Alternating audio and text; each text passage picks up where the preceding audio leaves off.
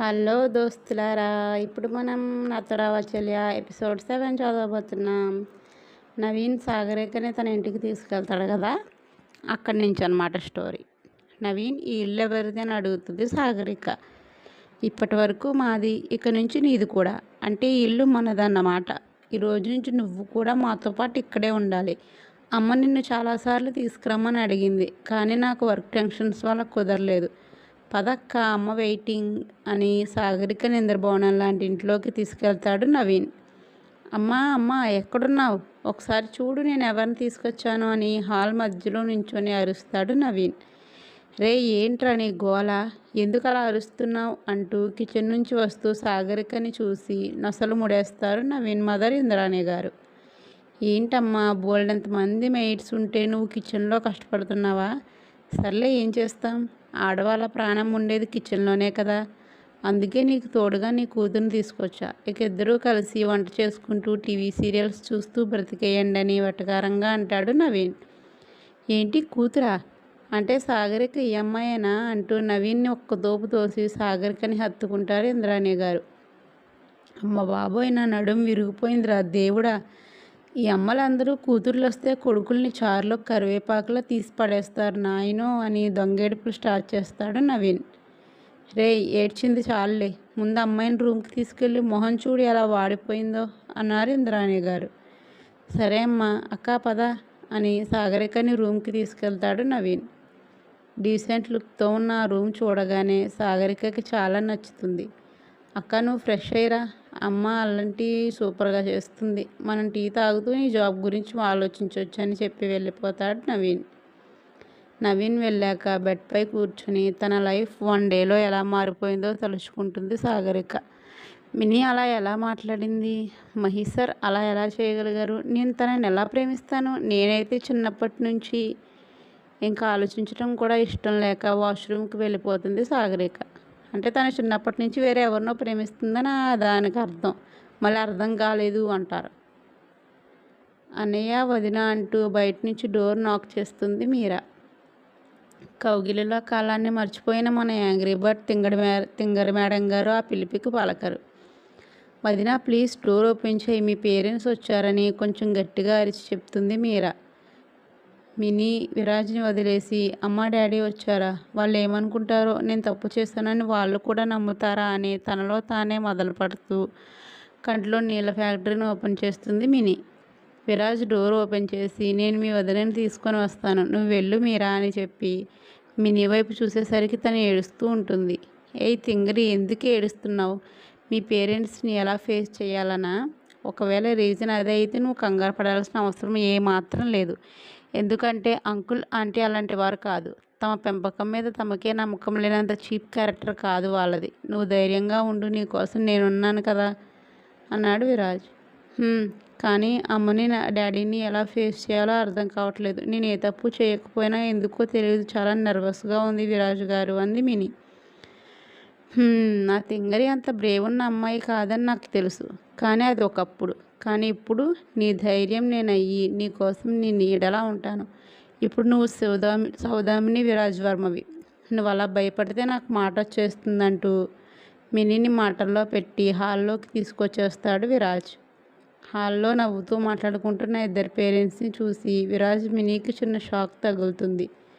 అదిగో పిల్లలు కూడా వచ్చేసారు. మినీ ఇలా రా తల్లి అని మినీని తీసుకెళ్ళి తన పక్కన కూర్చోబెట్టుకుంటారు మహేశ్వరి గారు.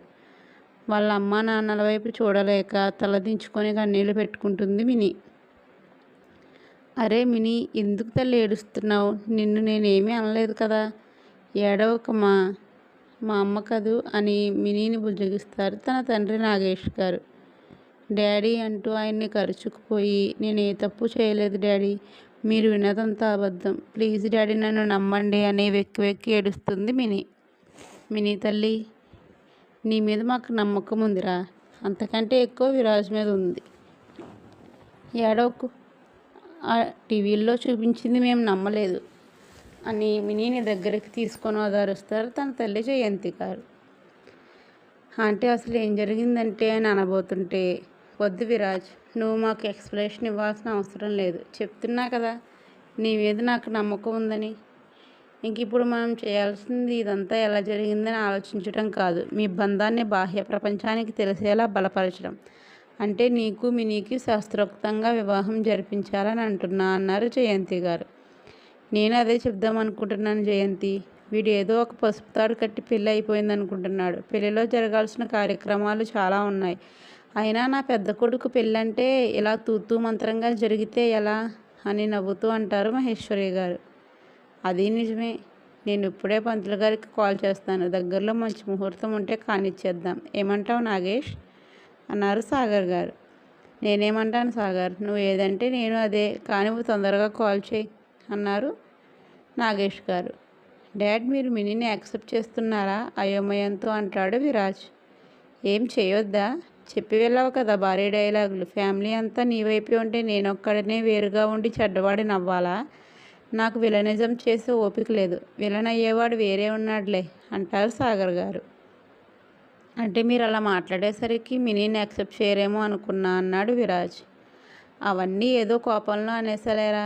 అయినా నా చిన్ననాటి స్నేహితుడు నాకు వియ్యంకుడు అవుతున్నాడంటే అంతకంటే అదృష్టం ఇంకోటి ఉంటుందా అని నాగేష్ గారి భుజం మీద చెయ్యి వేసి అంటారు సాగర్. ఏంటి విరాజ్ నువ్వు అనేది? సాగర్కి పెళ్ళి ఇష్టం లేకపోవడం ఏంటి? న్యూస్ చూసి మేము కంగారు పడుతుంటే వాడే నాకు కాల్ చేసి టికెట్స్ బుక్ చేశాను, నా చెల్లిని తీసుకొని వచ్చేయి, మిగతావి తర్వాత మాట్లాడుకోవచ్చు అన్నాడు కదా అని అయోమయంగా అంటారు నాగేష్ గారు. విరాజ్ సాగర్ గారిని హక్ చేసుకొని thank you daddy, thank you so much అని ఆనందంగా అంటాడు. వాళ్ళని చూసి అందరూ హ్యాపీగా ఫీల్ అవుతారు. అవును మహేశ్వరి, నీ చిన్న కొడుకు ఎక్కడా అని అడుగుతారు జయంతి గారు. ఆ మాట వినగానే వాటర్ తాగుతున్న సాగర్ గారికి పొలమారుతుంది. తర్వాత సర్దుకొని చిన్న కొడుకు ఏంటి జయంతి అని అడుగుతారు. అదే అన్నయ్య, ఇందాక నా పెద్ద కొడుకు పెళ్ళి ఇలా తూతురు మంత్రంగా జరిగితే ఎలా అని అంది కదా. మరి విరాజ్ పెద్ద కొడుకు అయితే చిన్న కొడుకు కూడా ఉండాలి కదా. ఎవరా చిన్న కొడుకు అని జయంతి గారు అడుగుతుంటే మహేశ్వరి గారు కళ్ళు పెద్దవి చేస్తారు. మహిధర్ అన్నయ్య ఉన్నాడు కదా అంటుంది మీరా. అవును, మహి ఉన్నాడు కదా, వాడే నా చిన్న కొడుకు, వీళ్ళిద్దరూ నా కొడుకులే అన్నారు మహేశ్వరి గారు. కానీ అమ్మ, ఆ లెక్క ప్రకారం చూస్తే నేనే నీకు పెద్ద కొడుకుని, విరాజ్ నాకంటే 4 months చిన్నవాడు అంటాడు అప్పుడే అక్కడికి వచ్చిన మహి. అవును మహేశ్వరి, అది నిజమే కదా, మహియే పెద్దవాడు కదా అంటారు సాగర్ గారు. డాడ్, మామ్ ఏదో నార్మల్గా అంది, ఎందుకు చిన్న విషయాన్ని పెద్దది చేస్తారు? మహి నాకంటే పెద్దవాడైనా నేనే కదా అమ్మకి ముందు కొడుకు అయ్యాను, సో అలా అంది, అంతే కదా మామ్ అంటాడు విరాజ్. అవును వీరు, అయినా 4 నెలల వయసు తేడా పెద్ద ఎక్కువేమీ కాదులేండి. ఈ గోల వదిలేసి విరాజ్ మినీ పెళ్లి గోల మొదలు పెట్టండి అని నవ్వుతూ అంటారు మహేశ్వరి గారు. సరే అలానే చేద్దాం. మినీ నువ్వు ఇక్కడున్నావు, ఇంతకీ చిన్ని అదే సాగరిక ఎక్కడ అని అడుగుతారు జయంతి గారు. సాగరిక పేరు వినగానే జయంతి గారిని హక్ చేసుకొని పెద్దగా ఏడ్చేస్తుంది మినీ. అరే మినీ, ఏమైందిరా, ఎందుకలా ఏడుస్తున్నావు అని కంగారుగా అంటారు జయంతి గారు. చూసారా, ఒక్క కంగారు కాదు 2 కంగారులు.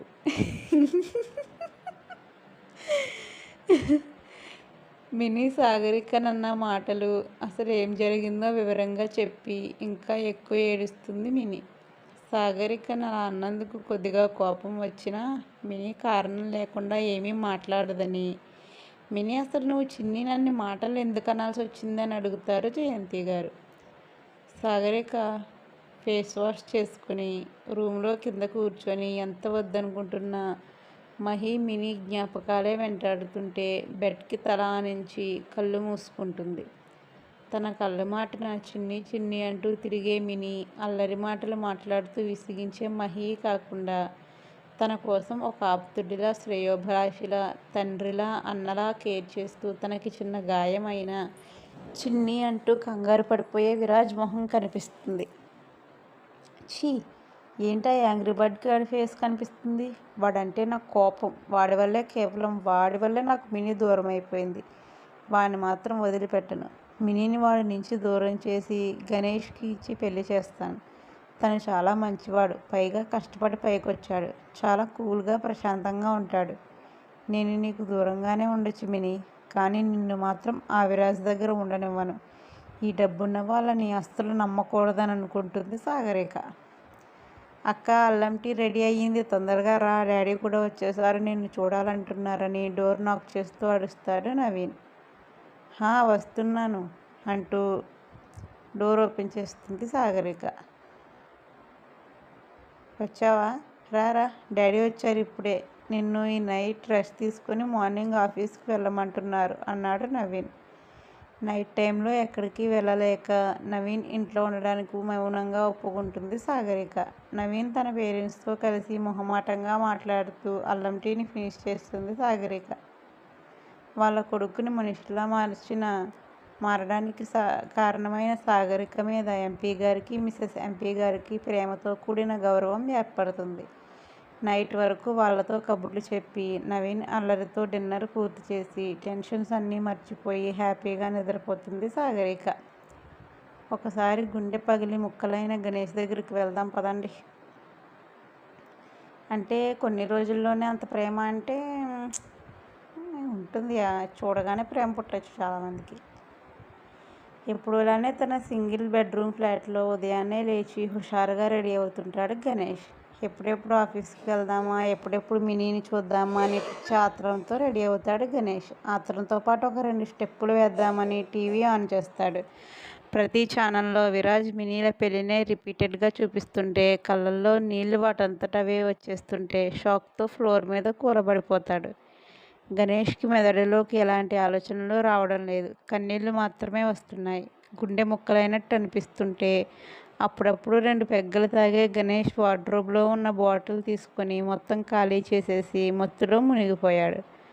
మత్తుగా మూసుకున్న కళ్ళమాటున నవ్వుతున్న మినీ మొహం కనబడుతుంటే తన కళ్ళు మౌనంగా వర్షిస్తున్నాయి. మినీ మదర్ జయంతి గారు చిన్నీని అన్ని మాటలు అనాల్సిన అవసరం ఏమొచ్చిందని అడుగుతారు. అమ్మా, నీకు తెలుసు కదా చిన్ని ఎంత మొండిదో.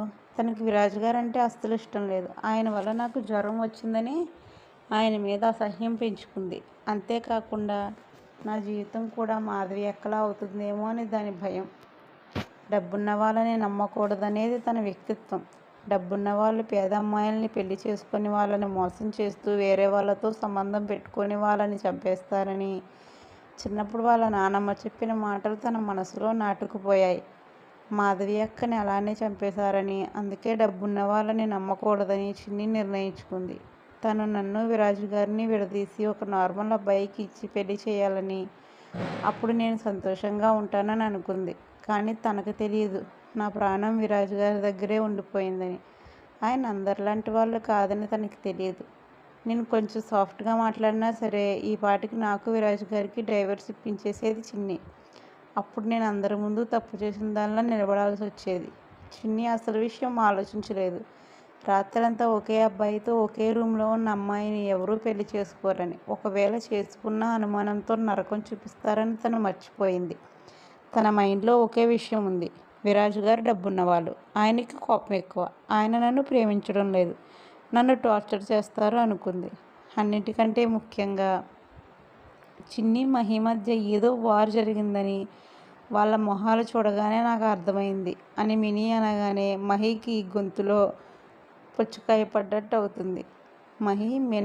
మినీ చెప్పేది నిజమేనా? నీకు చిన్నికి ఏదైనా గొడవ జరిగిందా అని అడుగుతారు మహేశ్వరి గారు. అంటే అమ్మ అంటూ దీనంగా మొహం పెట్టి సేవ్ చేయమని విరాజ్ వైపు చూస్తాడు మహి. చచ్చింది గొర్రె, నాకేం సంబంధం లేదు, నీ చావేదో నువ్వు చావు అన్నట్లు మహి వైపు చూసి పక్కకు తిరిగి నవ్వుకుంటాడు విరాజ్. మిత్రద్రోహి అంటూ విరాజ్ వైపు చూసి పళ్ళు నూరుతూ హిహి అంటే అమ్మ మరి చిన్నికి నాకు మధ్య అని మహి అనబోతుంటే చిన్ని జాబ్ మానేస్తానని మహిని తనకి దూరంగా ఉండమని చెప్పింది. దాంతో మహికి కోపం వచ్చి చిన్నిని ఒకటి పీకాడని నోటుకొచ్చిన అబద్ధం చెప్పేస్తాడు విరాజ్. విరాజ్ మాటలకి మహి నోరు తెరుచుకొని చూస్తుంటే మినీ మహిని చూసి ముసిముసిగా నవ్వుకుంటుంది. మహి విరాజ్ చెప్పేది నిజమేనా? ఎంత కోపంలో అయితే మాత్రం ఆడపిల్ల మీద చేయి చేసుకోవడం తప్పురా అని మందలిస్తారు సాగర్ గారు. సారీ అంకుల్ అంటూ విరాజ్ వైపు తినేసేలా చూస్తాడు మహి. బాగా అయిందా అని నాలుక బయట పెట్టి వెక్కిరింపుగా అంటాడు విరాజ్. సరే అయిందేదో అయింది, నువ్వు చెప్పు మినీ అంటారు జయంతి గారు. అమ్మా, వాళ్ళిద్దరి మధ్య ఏదో జరిగిందని అర్థమైంది. ఎన్ని విధాలుగా అర్థం అవ్వాలని తనకు చెప్పిన మాటికి మహిని అర్థం చేసుకోకుండా బాధ పెడుతుంది చిన్ని. తనకు చిన్నప్పటి నుంచి ఉన్న మొండితనం తన ఆలోచన శక్తిని లాగేస్తుంది. చిన్ని మహి ప్రేమని చులకన చేస్తుంటే నేను చూడలేకపోయాను. అది చిన్నప్పటి నుంచి మహిని బాధ పెట్టడమే పనిగా పెట్టుకుంది. ఇప్పుడు మహి మీద ప్రేమ ఉన్నా ఒప్పుకోవడం లేదు. మహిని ఇంకా బాధ పెడుతూనే ఉంది. ప్రేమించిన వ్యక్తికి దూరం అయితే ఆ బాధ ఎలా ఉంటుందో చిన్నికి తెలియాలనే ఇలా చేశాను. మహి పడుతున్న బాధ చిన్ని మనసుకు తెలియాలనే ఇలా చేశాను. మా ప్లాన్ కూడా అదే. మహి చిన్నిని ప్రేమించి తన మీద ప్రేమతో పిచ్చిదాన్ని చేసి చిన్నికి చెప్పకుండా దూరంగా వెళ్ళిపోయి తన ప్రేమను గెలిపించుకోవాలని అనుకున్నాడు. తన ప్రేమ కోసం తన మీద తనే మోసపోయిన వ్యక్తిలా నింద వేసుకోవాలనుకున్నాడు. నాకు మొదటి నుండి అది ఇష్టం లేదు. మహిని అసహించుకొని మళ్ళీ మహిని ప్రేమించేంత విశాల హృదయం చిన్నికి లేదు. అందుకే నా దురదృష్టాన్ని చిన్ని అదృష్టంగా మార్చాలనుకున్నాను. అందుకే నేను చిన్ని దృష్టిలో చెడ్డదాన్ని అయ్యాను. మహి మీద ప్రేమను అలానే ఉంచాను. నన్ను అయితే కొంచెం తొందరగానే క్షమిస్తుంది. నా మీద విరాజ్ గారికి ఉన్న ప్రేమను చూసి మా బంధాన్ని యాక్సెప్ట్ చేస్తుంది. దీనివల్ల తన మనసులోంచి మహి ఆలోచనలు బయటపోకుండా ఉంటాయి.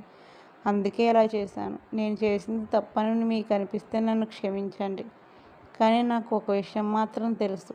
చిన్ని ఈ గడప దాటిన నిమిషం నుంచి తను మహి ఆలోచనల్ని వదిలేద్దాం అనుకుంటుంది. కానీ అది వీలవ్వదు. ఈలోగా తన మనసంతా మహి నిండిపోతాడు. కొంచెం లేట్ అయినా మహి చిన్ని బంధం బలపడుతుందని చెప్పడం ముగిస్తుంది మినీ. కానీ మినీకి తెలియదు తను చేసిన ఈ పని వల్ల చిన్ని జీవితంలోకి ఇంకొకరు వస్తారని, అతను వీళ్ళ జీవితాన్ని తారుమారు చేస్తాడని, మినీ చిన్ని జీవితాన్ని ప్రశ్నార్థకంగా మారుస్తాడని. మినీ చెప్పిందంతా విన్న తర్వాత మినీ చేసింది మంచిదే అనుకుంటారు. మహిని వదిలి ఉండలేక చాలా సింపుల్గా చిన్ని వచ్చేస్తుంది అనుకుంటారు. కానీ వీళ్ళకేం తెలుసు చిన్ని అంత సింపుల్గా వచ్చేసే టైప్ కాదని. సరే అయితే మనం ముందు చేయాల్సిన పని విరాజ్ మినీల పెళ్ళి. దాని తర్వాత విరాజ్ మినీని ఎంత ప్రేమిస్తున్నాడో చిన్నికి తెలిసేలా చేయడం అని ఫోన్కి వచ్చిన మెసేజ్ చూసి ఇదిగో పెళ్లి ముహూర్తం కూడా మెసేజ్ వచ్చేసింది అంటారు సాగర్ గారు.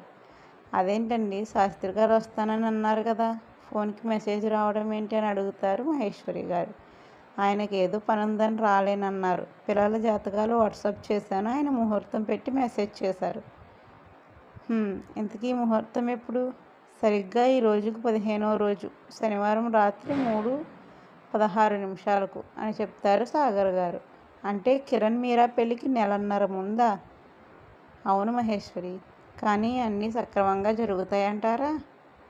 అన్నీ నేను చూసుకుంటా, నువ్వు కంగారు పడుకు. మన ఇంట్లో కొన్ని రోజుల తేడాతో మన పిల్లల పెళ్ళిళ్ళు జరగబోతున్నాయి అన్నారు సాగర్ గారు ఆనందంగా. అని తను కూడా ఉంటే ఎంత బాగున్నో మనసులో అనుకుంటారు మహేశ్వరి గారు. మహేశ్వరి ఏంటి సైలెంట్గా ఉన్నావు అని భుజం పట్టి కుదుపుతారు జయంతి గారు. ఏం లేదు వదిన, పదండి, ఇప్పటికే చాలా లేట్ అయిపోయింది, పదండి డిన్నర్ చేద్దామని డైనింగ్ టేబుల్ దగ్గరికి వెళ్తారు మహేశ్వరి గారు. అవును అనుసరిస్తారు మిగిలిన వాళ్ళు. నెక్స్ట్ డే మార్నింగ్ నవీన్తో కలిసి వాళ్ళ కంపెనీలో ఇంటర్వ్యూకి బయలుదేరుతుంది సాగరిక. గంటలో యాడ్ ఏజెన్సీ ముందు సాగరికని దించి నేను కూడా నీతో వచ్చేవాడిని అక్క, అలా వస్తే నేను చెప్పడం వల్ల నీకు జాబ్ వచ్చిందనుకుంటావు. అది నాకు ఇష్టం లేదు, అందుకే నేను వెళ్ళిపోతున్నాను. నువ్వు నీ తెలివితేటలతో ఉద్యోగం సంపాదించుకో అని చెప్పి వెళ్ళిపోతాడు నవీన్. ఒకసారి గట్టిగా ఊపిరి పీల్చుకొని వదిలి సామ్రాజ్యంలోకి అడుగు పెడుతుంది Sagarika. Hello, I'm Sagarika, interview కోసం వచ్చాను, ఎక్కడ కూర్చోవాలని రిసెప్షనిస్ట్ని అడుగుతుంది సాగరిక. రిసెప్షనిస్ట్ సాగరిక దగ్గర ఉన్న ఫైల్ తీసుకొని తన ఎదురుగా ఉన్న చైర్స్లో కూర్చోమంటుంది. అప్పటికే అక్కడ చాలామంది ఉండడంతో తనకు జాబ్ వస్తుందని నమ్మకం పోతుంది సాగరికకు. ఇంటర్వ్యూకి టైం ఉండడంతో చైర్లో కూర్చొని వెయిట్ చేస్తూ ఉంటుంది సాగరిక. సరిగ్గా అరగంటకి అటు ఇటు తిరుగుతూ జోకులు వేసుకుంటున్న స్టాఫ్ అంతా స్ట్రిక్ట్గా వర్క్లో మునిగిపోతాడు. ఏంటి సిచ్యువేషన్ ఎంతలా చేంజ్ అయిపోయిందని ఎంట్రన్స్ వైపు చూస్తుంది సాగరిక. అక్కడ రాయల్ బ్లూ కలర్ సూట్ వేసుకొని కూలింగ్ గ్లాసెస్ పెట్టుకొని వెనక 4 బాడీగార్డ్స్ 2 వైపులా ఫైల్స్ పట్టుకొని 2 అమ్మాయిలు నడుస్తుంటే మధ్యలో ఉండి మహారాజులా నడుచుకుంటూ వస్తూ ఉంటాడు యాడ్ ఏజెన్సీ అధినేత విఠల్ ప్రసాద్. 6.3 ఇంచెస్ హైట్, చాకు లాంటి పదునైన కళ్ళు, అనుక్షణం కోపాన్ని కొలిచే నాసిక, షేప్ చేసిన అందమైన బియర్డ్, పింక్ కాదు, వైట్ కాదు అన్నట్లున్న మిడిల్ సైజ్ లీవ్స్. మొత్తానికి చూడడానికి రాముడు, వ్యక్తిత్వం రావణుడిది అన్నట్టున్న విఠల్ని చూసి ఇతనేనా నవీన్ వాళ్ళ బావ అనుకుంటూ ఉండగానే కళ్ళకున్న కూలింగ్ గ్లాసెస్ తీసి సాగరిక వైపు ఒక షార్ప్ లుక్ ఇచ్చి వెళ్ళిపోతాడు విఠల్. ఇతనేంటి చూపులతోనే కాల్ చేసేటట్టు అలా చూస్తున్నాడు? ఆ యాంగ్రీ బర్డ్ గడి కంటే కోపం పొగరు ఎక్కువ ఉన్నట్టుంది వీడికి అనుకుంటూ తనని పిలిచే వరకు ఎదురు చూస్తూ ఉంటుంది సాగరిక. విఠల్ వెళ్ళిన 10 నిమిషాలకు లోపలికి వస్తాడు అతని మేనేజర్ నిరాజ్. హైట్ 6.2 ఉండొచ్చు. తెల్లటి మేనిచాయ్ అని అతని చేతులు చూస్తే తెలుస్తుంది. ఆ హైట్కి తగ్గ వెయిట్తో పర్ఫెక్ట్ ఫిజిక్తో ఉన్నాడు నిరాజ్. మొహం చూద్దామంటే తలకి గ్యాప్, కళ్ళకి కూలింగ్ గ్లాసెస్, మాస్క్ పెట్టుకుని కరోనాని నిష్టగా పాటిస్తున్నాడు అన్నట్లున్నాడు నిరాజ్. అతను కూడా సాగరిక దగ్గరికి వచ్చి తన వైపు ఆశ్చర్యంగా చూసి వడివడిగా విఠల్ క్యాబిన్కి వెళ్ళిపోతాడు నిరాజ్. ఏంటి వీళ్ళకి ఏమైనా పిచ్చా? నేనేమైనా సెలబ్రిటీ అనుకుంటున్నారా అలా చూస్తున్నారు? కొంపదీసి నా ఫేస్ మీద ఏమైనా ఉందా అని తన ఫేస్ తడుముకొని ఏం ఉండదు మరెందుకు అలా చూశారనుకుంటూ ఉండగానే నిరాజ్ బయటకు వచ్చి ఇంటర్వ్యూ ఓవర్, క్యాండిడేట్ కూడా సెలెక్ట్ అయ్యారు, మీరు వెళ్ళొచ్చని అందరికీ చెప్తాడు నిరాజ్. అనుకున్నట్లే అయ్యిందని నీరసంగా పైకి లేస్తున్న సాగరికని మేడం మీరుండండి, సెలెక్ట్ అయ్యింది మీరే అని సాగరికకి షాక్ ఇస్తాడు నిరాజ్. వాట్ అంటూ కాళ్ళు అని వచ్చింది అక్కడ మీరు కాళ్ళు అనుకోకండి, కళ్ళు బయటికి వచ్చేలా చూస్తుంది సాగరిక. అసలు ఇంటర్వ్యూ చేయకుండా సెలెక్ట్ అవ్వడం ఏంటో అని ఆలోచిస్తుంది. ఇదంతా తన క్యాబిన్ నుంచి లైవ్ చూస్తున్న విఠల్ మొహంలో ఈవిల్ స్మైల్ వస్తుంది. సాగరిక జాబ్కి సెలెక్ట్ అయిందని నిరాజ్ చెప్పగానే కళ్ళు గుడ్లు బయటికి వచ్చేలా షాక్ అవుతుంది చిన్ని. ఇదంతా తన క్యాబిన్ నుంచి లైవ్ చూస్తున్న విఠల్ మొహంలో ఈవిల్ స్మైల్ వస్తుంది. ఇంటర్వ్యూ కోసం వచ్చిన వాళ్ళందరూ వెళ్ళిపోయాక సాగరికని తీసుకుని విఠల్ క్యాబిన్కి వెళ్తాడు నిరాజ్. గుడ్ మార్నింగ్ సార్ అని విష్ చేస్తుంది సాగరిక. విఠల్ తన చైర్లోంచి పైకి లేచి very good morning miss Sagarika, take your seat అంటాడు. నో థ్యాంక్స్ సార్, నాకు చిన్న డౌట్ మీరు క్లారిఫై చేస్తానంటే అడుగుతాను అంది సాగరిక. నీ ప్రశ్నలకి జవాబులు చెప్పడానికే నేను ఇక్కడ ఉన్నది, అడుగు, నాకు తెలిస్తే ఖచ్చితంగా చెప్తానన్నాడు విఠల్. ఎలాంటి ఇంటర్వ్యూ చేయకుండా నన్ను జాబ్కి ఎలా సెలెక్ట్ చేశారు? నవీన్ చెప్పాడా అని సూటిగా విఠల్ కళ్ళల్లోకి చూస్తూ అడుగుతుంది సాగరిక. ఏంటి నీకు మా నవీన్ తెలుసా? ఓ ఓకే ఓకే, అంటే నవీన్కి దొరికిన అక్కవి నువ్వేనా? గ్రేట్. ఈ విషయం అయితే నువ్వు నాకు చెప్పే వరకు తెలియదు, కానీ నేను నిన్ను జాబ్కి సెలెక్ట్ చేయడానికి రీజన్ వేరే ఉంది. ఇదంతా నవీన్ గాడి చలవ అని నువ్వు ఓవర్ రియాక్ట్ అవ్వకు అని చెప్పి నిరాజ్ వైపు చూస్తాడు విఠల్. అతని చూపుల్లో భావం అర్థం చేసుకుని అప్పటికే రిసెప్షనిస్ట్ తయారు చేసిన డాక్యుమెంట్స్ని విఠల్ చేతిలో పెడతాడు నిరాజ్. చూడండి మిస్ సాగరిక, ఇది మీ జాబ్కి సంబంధించిన అగ్రిమెంట్ పేపర్స్, బాగా చదువుకొని సైన్ చేయండి. సాగరిక పేపర్స్ని జాగ్రత్తగా చదివి శాలరీ చూసి షాక్ అయ్యి సార్ నేను చేయాల్సిన వర్క్ ఏంటని అడుగుతుంది. మీకు పెద్దగా వర్క్ ఏముండదు సాగరిక, నేను చెప్పింది చేయడమే మీ వర్క్, ఎందుకలా అడిగారు అన్నాడు విఠల్. ఏం లేదు సార్, నా క్వాలిఫికేషన్కి ₹1,00,000 శాలరీకి ఎక్కడైనా సంబంధం లేదు కదా, అందుకు అడుగుతున్నానంది సాగరిక. ఈ శాలరీ మీ క్వాలిఫికేషన్ చూసి ఇవ్వలేదు, మీరు ఇంతకుముందు వర్క్ చేసిన కంపెనీ ఫేమ్ చూసి ఇస్తున్నా అనే సైడ్ స్మైల్తో అంటాడు విఠల్. మీరేమంటున్నారో నాకు అర్థం కావట్లేదు సార్ అంది సాగరిక. ఎస్ మిస్ సాగరిక, మీరు ఇంతకుముందు వర్క్ చేసిన వర్మ కంపెనీ ఫేమ్ చూసే మీకు జాబ్ ఇస్తున్నా, వాళ్ళు నాకు ఎనిమీస్, మరి నా ఎనిమీస్ కంపెనీలో జాబ్ చేసిన పర్సన్ నా కంపెనీలో జాబ్ కోసం వచ్చిందంటే అది నాకు ప్లస్ పాయింటే కదా అన్నాడు విఠల్. అంటే మీ స్వార్థం కోసం నాకు జాబ్ ఆఫర్ చేస్తున్నారా? సీరియస్గా అంటుంది సాగరిక. నో మిస్ సాగరిక, నేను నా స్వార్థం కోసం మీకు జాబ్ ఇవ్వలేదు, నాకు గెలుపు కోసం ఇస్తున్నాను. 100 కోట్ల విలువైన ప్రాజెక్ట్ని నాకు దూరం చేసిన విరాజ్ మహిదర్ మీద రివెంజ్ తీర్చుకోవడానికి మీకు జాబ్ ఇస్తున్నాను. అండ్ అయినో మీకు ఆ విరాజ్ అంటే అస్సలు ఇష్టం లేదు, ఇంకా తను మీ ఫ్రెండ్ని పెళ్లి చేసుకోవడం అయితే అస్సలు ఇష్టం లేదు. ఐ కరెక్ట్ అన్నాడు విఠల్. మీరు చెప్పినవన్నీ కరెక్టే, బట్ నాకు ఇష్టం లేనిది ఆ విరాజ్ మాత్రమే, వాడి ఫ్యామిలీతో నాకు ఎలాంటి ప్రాబ్లం లేదు. మరి మీ పగ తీర్చుకోవడానికి మీరు వాళ్ళకి హాని కలిగిస్తే అంది సాగరిక.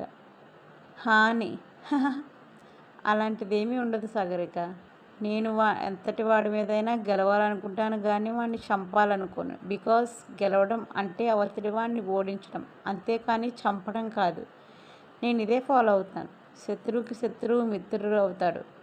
సో మీరు నాకు హెల్ప్ చేస్తే మీ ఫ్రెండ్ని విరాజ్ నుంచి దూరం చేసి మీకు అప్పగిస్తాను. డీల్ ఓకే అయితే అగ్రిమెంట్ మీద సైన్ చేయండి అని చెప్పి పెన్ సాగరికకి ఇచ్చి తనని తీక్షణంగా అబ్జర్వ్ చేస్తాడు విఠల్. ఆ యాంగ్రీ బర్డ్ గడు ఎలా పోతే నాకెందుకు? నాకు కావాల్సింది నా మినీ హ్యాపీగా ఉండటం, అది కూడా గణేష్తో ఉండటం.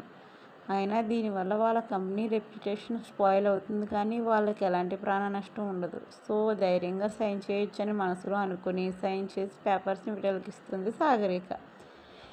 థ్యాంక్ యూ సాగరిక, ఇంకా మీరు వెళ్ళొచ్చు. ఈ రోజుకి రెస్ట్ తీసుకొని వర్క్ని రేపటి నుంచి స్టార్ట్ చేద్దాం అంటాడు విఠల్. సార్ నాకు చిన్న డౌట్ అడగమంటారా అంది సాగరిక. తప్పకుండా అడగండి సాగరిక అన్నాడు విఠల్. విరాజ్ మహేష్ సార్ వాళ్ళది వర్మ ఇండస్ట్రీస్, మీవి యాడ్ ఏజెన్సీ. మరి మీకు కన్స్ట్రక్షన్ ఫీల్డ్కి సంబంధం ఏంటి? యాడ్ ఏజెన్సీ వాళ్ళు కన్స్ట్రక్షన్ కోసం టెండర్ ఎందుకు వేస్తారు? తన డౌట్ని ఎక్స్ప్రెస్ చేస్తుంది సాగరిక. ఓ, మీరు మరీ ఇంత అమాయకురాలేంటి సాగరిక గారు? నాకు యాడ్ ఏజెన్సీతో పాటు ఇండస్ట్రీస్ అనే కంపెనీ కూడా ఉంది, కాబట్టి నేను టెండర్ వేయచ్చు అనుకుంటా అన్నాడు విఠల్. ఎందుకు వేయకూడదు? ఖచ్చితంగా వేయచ్చు. ఇంక నేను వెళ్ళొస్తాను సార్ అని ఒక పిచ్చి నవ్వు నవ్వి వెళ్ళిపోతుంది సాగరిక. సాగరిక వెళ్ళిన తర్వాత హార్ట్ మీద చేతితో రాసుకుంటూ, ఫుల్గా నా మైండ్లోకి ఎక్కేసావు మిస్ సాగరిక. ఏ రోజైతే మీరావర్మ ఎంగేజ్మెంట్లో నిన్ను చూశానో అప్పుడే నీకు పడిపోయా. ఇంకా ప్రస్తుతానికి నాకు ఉన్నవి రెండే టార్గెట్స్. ఒకటి నువ్వు, రెండు ఆ 100 కోట్ల స్లమ్ ప్రాజెక్ట్ అని మనసులో అనుకుంటూ ఈవిల్ స్మైల్ ఇస్తాడు విఠల్. సాగర్ గారు బిజినెస్ మ్యాన్ కాబట్టి ఆయన సర్కిల్లో అందరికీ మీరా ఎంగేజ్మెంట్ ఇన్విటేషన్ వెళ్తుంది. అప్పుడు మన విలన్ని ఇంట్రడ్యూస్ చేసే అవసరం రాలేదు కాబట్టి హైడ్ చేయడం జరిగింది. పెళ్ళికి 15 రోజులే ఉండడంతో విరాజ్, మినీ, కిరణ్, మీరా షాపింగ్స్లో బిజీ అయిపోతే మహేష్, సాగర్ గారు ఆఫీసులో బిజీ అయిపోతారు. మహేశ్వరి గారు జయంతి గారితో పెళ్లి ఆచారాల గురించి మాట్లాడుకుంటూ తమ తమ కూతుర్ల కోసం నగలు చేయించడంలో బిజీగా ఉన్నారు. ఎవరి పనులు వారు చూసుకుని సాయంత్రానికి ఇంటికి చేరతారు మన బ్యాచ్. సరిగ్గా అప్పుడే సరోజ గారు ఎంటర్ అవుతారు విత్ వైదేహి పాప. అరే వదిన గారు, మీరు వచ్చేసారా? రండి. మీరా తల్లి, సరోజ గారు వచ్చారు, జ్యూస్ తీసుకురా అమ్మా అన్నారు మహేశ్వరి గారు. అలాగే అమ్మ అని మీరా జ్యూస్ తీసుకురావడానికి వెళ్తే ఆ రోజు ఆవిడ అన్న మాటలకి సరోజ గారి మొహం చూడడం కూడా ఇష్టం లేక మినీని తీసుకొని తన రూమ్కి వెళ్ళిపోతాడు విరాజ్. ఏంటి వదిన గారు, మీరు పెళ్ళికి రెడీ చేస్తున్నారు కానీ అక్కడ అన్నీ జరిగిపోయినట్టున్నాయని పైకి వెళ్తున్న విరాజ్, మినీలని చూసి వెటకారంగా అంటారు సరోజ గారు. ఆవిడ మాటకి చిర్రెత్తుకొచ్చి మినీ నడుము చుట్టూ చెయ్యి వేసి దగ్గరికి లాక్కొని మరీ రూమ్కి తీసుకెళ్ళి డోర్ని దబ్బని వేసేస్తాడు విరాజ్. మామ్ సైలెంట్గా ఉండు అని సరోజ గారి చెవిలో మెల్లిగా అంటుంది వైదేహి. ఉంటాలే, ఉండకపోతే చస్తానా అంటూ నిష్ఠూరంగా మాట్లాడి, మా ఆచారం ప్రకారం పెళ్ళికొడుకుని పెళ్ళికూతురిని చేసే ముందు వధూవరులిద్దరినీ తిరుపతి తీసుకెళ్తాం, అది చెప్పడానికే వచ్చానని అంటారు సరోజ గారు. అవునా, సరే వదిన గారు, మా జయంతి వాళ్ళకి కూడా అలాంటి ఆచారమే ఉందంట, కాకపోతే వాళ్ళు భద్రాచలం వెళ్తారంట. విరాజ్ సౌదామిని పెళ్ళికి, విరాజ్ కిరణ్ మీరా పెళ్ళి కంటే ముందే కాబట్టి మేము వాళ్ళతో వెళ్ళి వచ్చాక మనం కిరణ్ మీరాని తీసుకొని వెళ్దామంటారు మహేశ్వరి గారు. అలాగే కానివ్వండి, ఒప్పుకున్న పెళ్ళికి వాయించక తప్పదు కదా, వెళ్ళొస్తానని వైదేహిని తీసుకొని వెళ్ళిపోతారు సరోజ గారు. మామ్, సరోజ ఆంటీ ఎక్కడ అంటూ వచ్చింది మీరా. వెళ్ళిపోయారు మీరా, అయినా జ్యూస్ తీసుకురావడానికి ఇంత టైం ఏంటి అన్నారు మహేశ్వరి గారు. సారీ మామ్, జ్యూస్ గ్లాస్ కింద పడి పగిలిపోయింది, అది క్లీన్ చేసేసరికి లేట్ అయ్యింది. ఇంతకీ ఆవిడ వచ్చిన రీజన్ ఏంటంట అంది మీరా.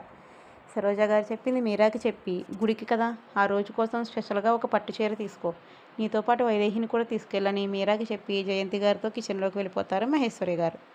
విరాజ్ గారు, కింద అందరూ ఉండగా ఏంటండి మీరు చేసిన పని అని విరాజ్ చేతుల్ని తన నడుము మీద నుంచి తీసి చురుకోపంగా అంటుంది మినీ.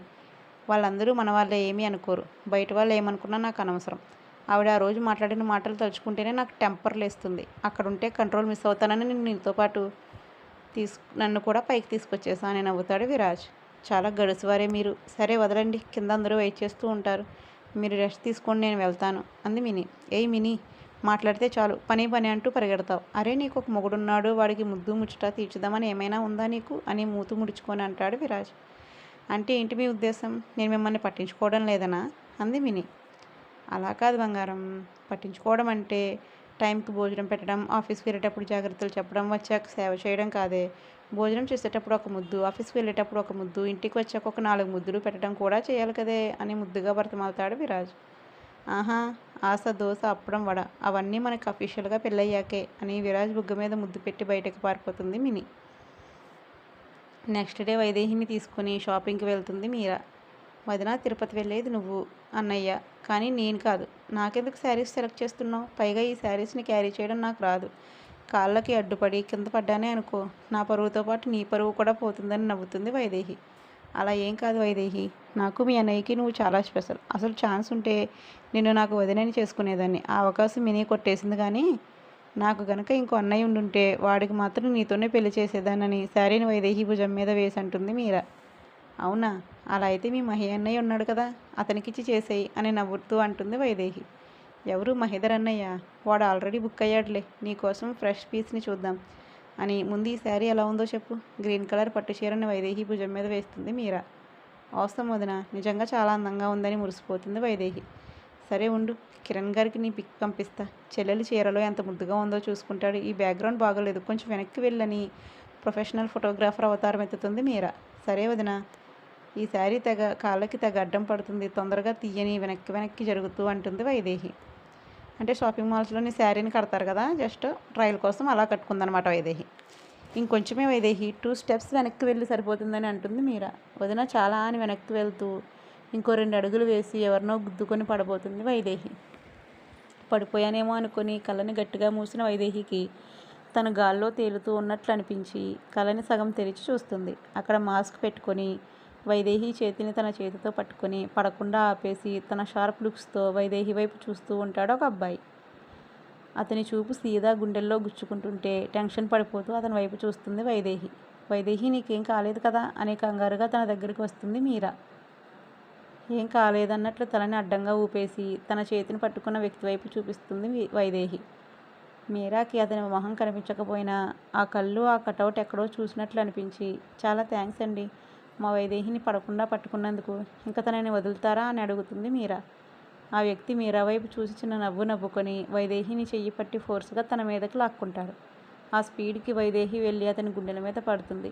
అతను వైదేహి నడుము చుట్టూ చేతులు వేసి గట్టిగా పట్టుకుంటాడు. అది చూసిన మీరా నోటిని చేతితో మూసుకొని కళ్ళని పెద్దవి చేస్తుంది. ఎవరు మీరు, వదలని నన్ను అని విడిపించుకోవడానికి ట్రై చేస్తుంది వైదేహి. కానీ ఎక్కడా, అతను వదిలితేనే కదా. ఇంకా గట్టిగా తన పట్టు బిగించి వైదేహి ముంగురులు చెవి వెనక్కి పెట్టి, అలా అలా నడుచుకుంటూ వెళ్ళి కింద పడి పైకి పోదాం అనుకున్నావా అని సీరియస్గా అడుగుతాడు అతను.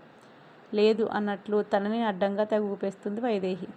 మరి కళ్ళు ఏమైనా కాకులు పొడిచాయా? వెనక నుండి చూసుకోవాల్సిన అవసరం లేదా? నువ్వు కింద పడి పైకి పోతే ఇక్కడ ఉండి నేను చెక్కభజన చేసుకోవాలా అని అడుగుతాడు అతను.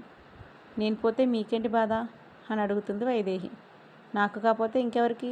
రేపు నిన్ను పెళ్లి చేసుకునేది నేనే కదా. మరి చేసుకోకుండానే కింద పడి పైకి పోయినా, లేదంటే కాళ్ళు చేతులు విరగ్గొట్టుకొని కూర్చున్నా నాకు మాట వచ్చేస్తుంది. సో ఇక్కడి నుంచైనా బుద్ధిగా ఉండు మై డియర్ ప్రిట్టి అని వైదేహి బుగ్గగిల్లి తనని పక్కకు జరిపి వెళ్ళబోతాడు అతను. వైదేహి అతని చేతిని పట్టుకొని ఆపి, అసలు ఎవరు నువ్వు? తుఫాన్లో వచ్చి మొత్తం అల్లకల్లోలం చేసిపోతున్నావు. నీ పేరేంటి అని అడుగుతుంది. మనం అంతేలే, అదో టైపు. ఇలానే ఉంటుంది నీకు, లైఫ్ లాంగ్ అలవాటు చేసుకో. ఇంకా నా పేరు కావాలా నీకు? చెప్తాను కానీ ఓ అస్తమాను తెలుసుకుని నాకు పొలమారేలా చేయకు. My dear pretty, my sweet name is Raj అని చెప్పి నవ్వుకుంటూ వెళ్ళిపోతాడు రాజ్. మాస్క్ వల్ల ఆ నవ్వు ఎవరికీ కనిపించదు. వైదేహి, అతను ఎవరని షాక్ నుంచి తేరుకొని అంటుంది మీరా. ఏమో వదినా, నాకు తెలియదు, అతని పేరు కూడా ఇప్పుడే వింటున్నానని అయోమయంగా అంటుంది వైదేహి. అయినా అతను అలా పట్టుకుంటే ఒక్కటి పీకాల్సింది పోయి అలా స్టన్ అయిపోయావేంటి అంది మీరా. అది నాకు అర్థం కావట్లేదు వదిన, అతని కళల్లో ఏదో మాయుంది, అది నన్ను మాట్లాడనివ్వలేదు అంది వైదేహి. సరే వదిలే, ఎవరో మ్యాడ్ లవర్ అయి ఉంటాడు. డేంజర్ అయితే కిరణ్కి చెప్దాం, ఇప్పుడైతే షాపింగ్ చేద్దాం అని. అతని గురించి మనం ఎందుకు షాపింగ్ క్యాన్సిల్ చేసుకోవడం అంటుంది మీరా. పద వదిన, మనం వచ్చి చాలా టైం అయింది. మళ్ళీ మామ్ కాల్ చేసి వాయించేస్తుందని మీరాతో పాటు షాపింగ్ చేసి తర్వాత ఇద్దరు విడివిడిగా ఎవరి ఇళ్ళకు వాళ్ళు వెళ్ళిపోతారు. Back to Mahi. ఆఫీస్కి రెడీ అవుతున్న మహిని పిలుస్తాడు విరాజ్. ఏంట్రా వెనక్కి తిరగకుండానే అడుగుతాడు మహి. ఆఫీస్కి రెడీ అవుతున్నావా అన్నాడు విరాజ్. ఏమైనా పనుందా అన్నాడు మహి. అవును, నీతో మాట్లాడే పనుందని మహి చేతిని పట్టుకొని తీసుకెళ్ళి బెడ్ మీద కూర్చోబెట్టి తన పక్కన కూర్చుంటాడు విరాజ్. చెప్పు, ఏం మాట్లాడాలి అన్నాడు మహి. ఇంకా నటించడం ఆపుతావా సీరియస్గా అంటాడు విరాజ్. నటించడం ఏంట్రా, నేను నార్మల్గానే ఉన్నాను అన్నాడు మహి. నోర్మి, నువ్వు నార్మల్గా ఉంటే ఎలా ఉంటావో బాధపడుతుంటే ఎలా ఉంటావో తెలుసుకోలేనంత పిచ్చివాని కాదు అన్నాడు విరాజ్. ఏంట్రా ఏదేదో మాట్లాడుతున్నావు, రాత్రి తాగింది దిగలేదా, వెళ్ళి మినీకి చెప్పి మజ్జిగ తాగు అని నవ్వుతూ చెప్పి మిర్రర్లో చూసుకుంటూ హెయిర్ సెట్ చేసుకుంటాడు మహి. విరాజ్ మహిని వెనక్కి తిప్పి చెంప చెల్లుమనిపిస్తాడు. అయిపోయిందా, నీ కోపం తగ్గితే వెళ్ళి ఆఫీస్కి రెడీ అవ్వు అంటాడు మహి. మహి, ఫూలిష్గా బిహేవ్ చేయకు. చిన్ని ఎక్కడుందో తెలిసి కూడా ఈ దాగుడుమూతలు అవసరమా? పదరా తనని తీసుకొచ్చి నిజం చెప్పేసి తనని నువ్వు ఎంత ప్రేమిస్తున్నావో చెప్పి చిన్నిని మనతో పాటే ఉంచేసుకుందాం అంటాడు విరాజ్. వద్దు విరాజ్, మనం కావాలనే తనని కలిస్తే అది చచ్చినంత ఒట్టేనే నన్ను లాక్ చేసింది. ఇష్టం లేకుండా తన లైఫ్లోకి వెళ్ళి తనని డిస్టర్బ్ చేయలేను. కానీ తనంతట తానే వస్తే లైఫ్ లాంగ్ ఇక్కడ పెట్టుకొని హార్ట్ వైపు చూసుకుంటానని అంటాడు మహి. కానీ మహి, చిన్ని నిన్న విటల్ కంపెనీలో జాబ్ కోసం వెళ్ళింది, సెలెక్ట్ అయ్యింది కూడా. మరి అలాంటి చోట్లలో చిన్నిని ఒంటరిగా వదిలేద్దామా అని అడుగుతాడు విరాజ్. అది ఒంటరిగా ఎక్కడుంది విరాజ్, తనకు అనుక్షణం అంటుకొని తిరిగే తమ్ముడిని చూసుకుంది కదా, వాడే చూసుకుంటాడులే. ఏదైనా తేడా వస్తే మనం ఎంటర్ అవుదాం అన్నాడు మహి. విరాజ్ మహిని హగ్ చేసుకుని, సారీరా, నా వల్లే చిన్ని నీకు దూరమైంది. నాకు చాలా గిల్టీగా ఉందిరా. నేను ఇలాంటి సిచ్యువేషన్లో వదిలేసి నేను హ్యాపీగా పెళ్లి చేసుకుంటున్నానని బాధగా అంటాడు విరాజ్. షటప్ విరాజ్, ఇందులో నువ్వు గిల్టీగా ఫీల్ అవ్వాల్సిన అవసరం లేదు. నీకు తెలుసు కదా చిన్ని ఎంత మొండిదో. ఆ మొండితనం పోతే అదే మారుతుంది. నువ్వు ఎక్కువగా ఆలోచించకుండా వెళ్ళి రెడీ అవ్వు. ఒకసారి ప్రాజెక్ట్ సైట్ దగ్గరికి వెళ్ళాలి అని విరాజ్ని పంపేసి తన ఫోన్లో ఉన్న సాగరిక ఫోటో చూస్తూ కన్నీళ్ళని కష్టంగా ఆపుకుంటాడు మహి. సాగరిక ఉదయాన్నే రెడీ అయ్యి విఠల్ ఆఫీస్కి నవీన్ కారులో బయలుదేరుతుంది. కొంచెం దూరం వెళ్ళాక డ్రైవర్ రూట్ మార్చడం చూసి, ఏయ్ ఎక్కడికి తీసుకెళ్తున్నావు, ఆఫీస్కి వెళ్ళే రూట్ ఇది కాదు కదా అని అడుగుతుంది సాగరిక. సారీ మేడం, అక్కడ ట్రాఫిక్ జామ్ అయింది, మీకు ఆఫీస్కి లేట్ అవుతుందని రూట్ మార్చానంటాడు డ్రైవర్. సరే, తొందరగా పోనివ్వు. ఈ సందుల్లో ఈ కార్ పడుతుందా, ఎలా తీసుకొచ్చావు అని విసుక్కుంటూ చుట్టూ చూస్తుంది సాగరిక. సారీ మేడం, మనం వెళ్ళడానికి వేరే దారి లేదు, అందుకే మా ఏరియా నుంచి తీసుకెళ్తున్నాను. అదిగోండి మేడం, అదే మా ఇల్లు అని చూపిస్తాడు డ్రైవర్. డ్రైవర్ చూపించిన వైపు క్యాజువల్గా చూసిన సాగరికకి 3 అంతస్తులున్న ఆ చిన్న ఫ్లాట్ పైన గోడ చివర కూర్చొని మందు తాగుతున్న గణేష్ కనిపిస్తాడు. డ్రైవర్ కార్ ఆపండి అని అరుస్తుంది సాగరిక. సడన్ బ్రేక్తో కార్ ఆపి, ఏమైంది మేడం అని అడుగుతాడు డ్రైవర్. కానీ సాగరిక డ్రైవర్ని పట్టించుకోకుండా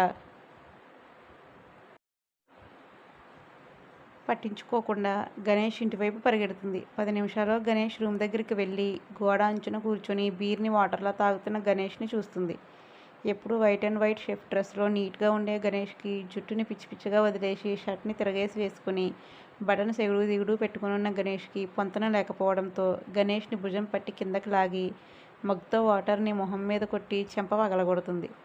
వాటర్ కొట్టినప్పుడే కొంచెం తెలివిలో పడ్డ గణేష్కి వెంటనే చెంపదెబ్బ కూడా పడడంతో ఎక్కిన మత్తు దిగి అపరికాలలో ఉన్న సాగరిక కనిపిస్తుంది. ఏంట్రా, పిచ్చిగాని పట్టిందా, ఇక్కడి నుంచి దూకేద్దాం అనుకున్నావా, లేదంటే ఎక్కిన మత్తుకి ఎక్కడున్నావో కూడా తెలియట్లేదా అని గట్టిగా కసురుతుంది విత్ కోపంతో ఉన్న సాగరిక. సాగరిక గారు, మీరా ఎందుకు వచ్చారు, ఆకలిగా ఉందా, ఏముండాలో చెప్పండి అని నాలుక మడత పడడం వల్ల ముద్దగా అడుగుతాడు గణేష్. నీ పిండాకుడు కావాలి అని ఇంకో మగ్గు వాటర్ కూడా మొహం మీద కొట్టి గణేష్ని లోపలికి తీసుకెళ్ళి బెడ్పై పడుకోబెడుతుంది సాగరిక. నిరాజ్, ఏంటి ఫస్ట్ డేనే లేటా మీ మేడం గారు, ఆల్రెడీ ఆఫీస్ టైం దాటిపోయిందని విసుగ్గా అంటాడు Vithal. I don't know sir, Sagarika గారి నెంబర్ కూడా మన దగ్గర లేదంటాడు నిరాజ్.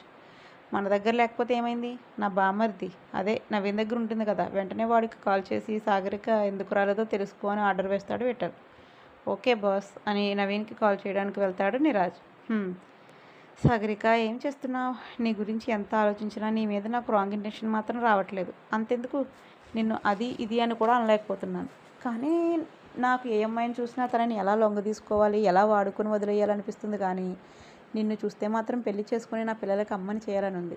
అసలు ఈ ఫీలింగ్ ఏంటో నాకే అర్థం కావట్లేదు. అసలు అలా ఎలా నా హార్ట్లోకి వితౌట్ ఇన్విటేషన్ వచ్చేసావు అని సాగరికని తలుచుకుని అందంగా బ్లష్ అవుతాడు విఠల్.